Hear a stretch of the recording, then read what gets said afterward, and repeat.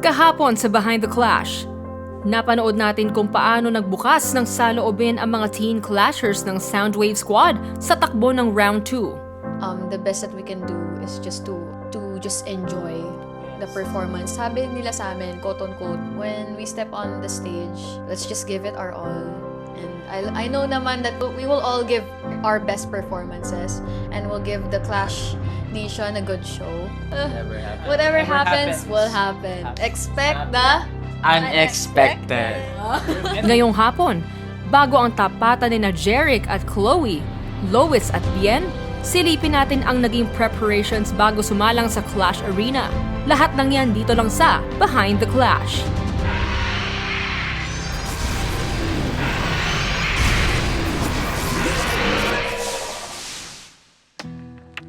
Ano ninyo yung level ng mic, kung kailangan pang tagdagan, bawasan, sabihin nyo na kagad kayo.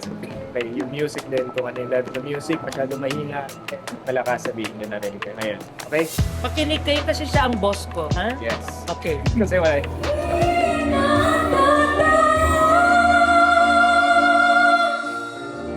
Okay na? Alright, thank you. Okay ka naman sa level ng music? Ano lang po yung level of music, pwede pong taasan ng konti. Dagdagan kasi pa. po, Which minsan sa- po kasi sa timing ng song ko na Okay, aling song? Both Both? song. Sige. hindi Nari- po siya like all around, Ah. pero dito po medyo mahina. Sige. Kay Junbon, pwede daw padagdagan konti yung music. Thank you. Thank you po. Thank you kay Ferds. Next natin is Chloe. Oh, nice dress. Pagpalagay kaya ako lang. Hello po, good morning po, sir.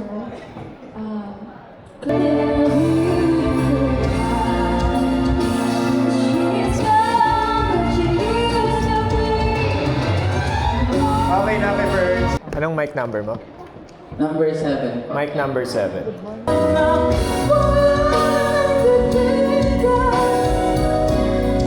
Okay na kay Ferds. Next song tayo. After ng kanilang tech run, handang-handa na ang Soundwave Squad para sumabak sa gyera sa Clash Arena. Balikan natin ang kanilang mga naging tapatan. Clash Nation, handa na magpasiklab sa Clash Arena si Jeric! Ito ang round 2, kakampi o kalaban. Jeric versus Chloe, let the teen clash begin! Alam mo, parang nangaharana ka lang dito sa stage kasi sobrang komportable mo na mag-perform. Ang clear ng boses mo, tapos smooth din yung pagkaka-deliver mo ng mga lines mo, yung sa lyrics. Yung falsetto mo, ang ganda talaga. Grabe. Things to improve, yung falsetto mo rin kasi ang ganda pero more control, especially pag nag-shift from bell to falsetto. Alright? Thank you for having fun with us. Salamat.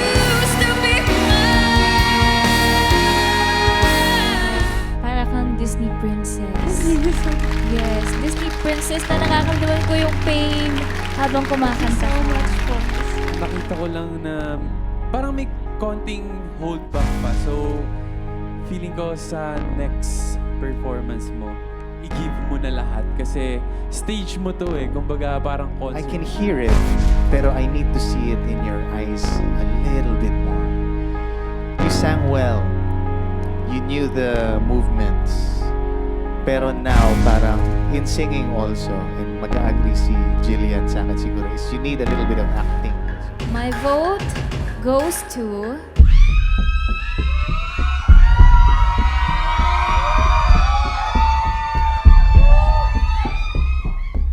Chloe. Congratulations, Chloe!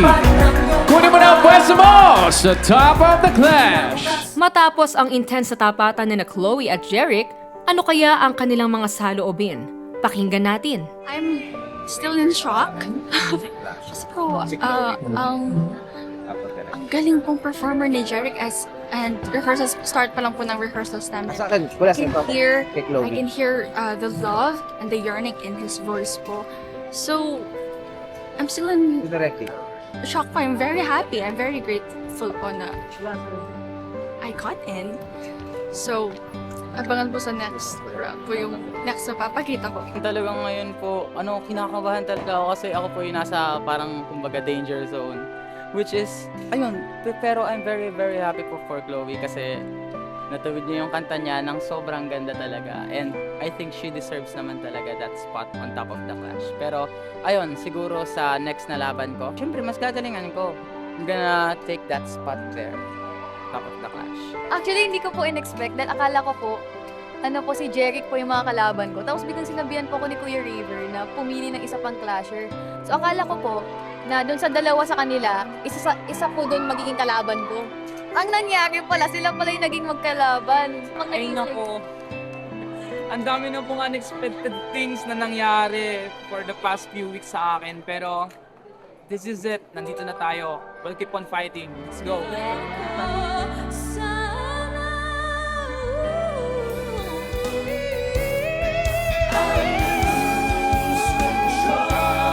Ibang level din ang ipinakita ni na Lois at Bien.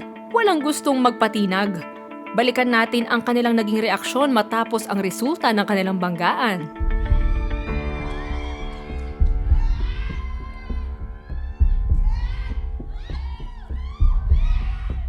May the best clasher win. Yes, may the best clasher. We're both good. We're both it.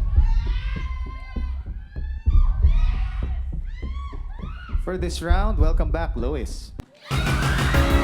Congratulations, Lois! Kunin mo na ang pwesto mo sa top of the Clash!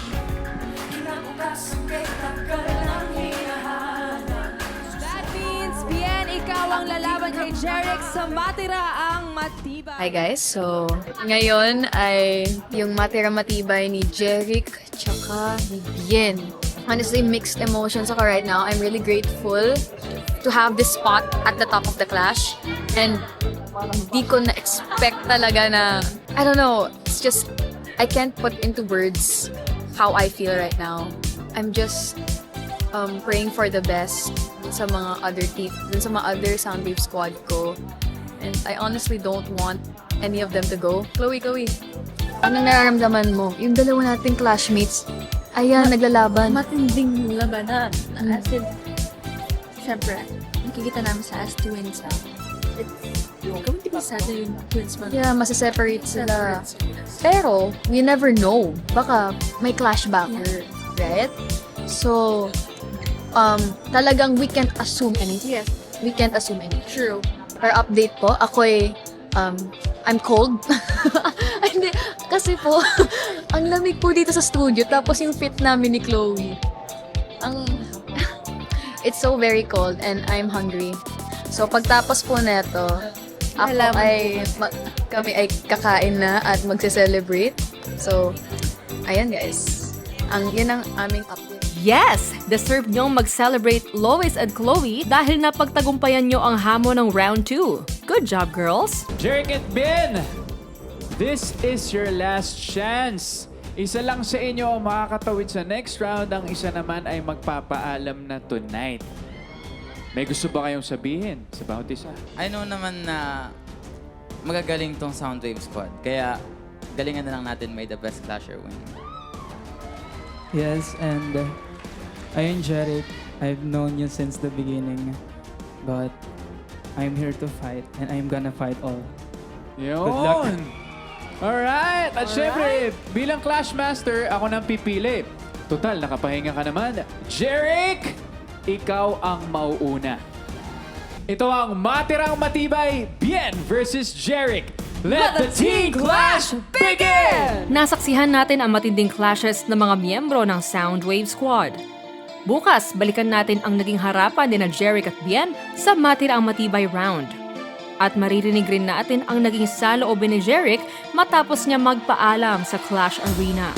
Kaya naman dapat nakaabang na kayo sa Kapuso stream at sa The Clash Teens YouTube page pagpatak ng 5:10 p.m. every Wednesday, Thursday at Friday.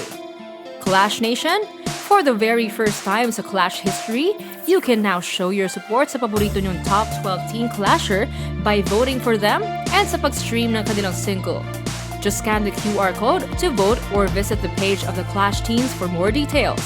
This is your Clash Master, Julianne San Jose, and this is Behind the Clash.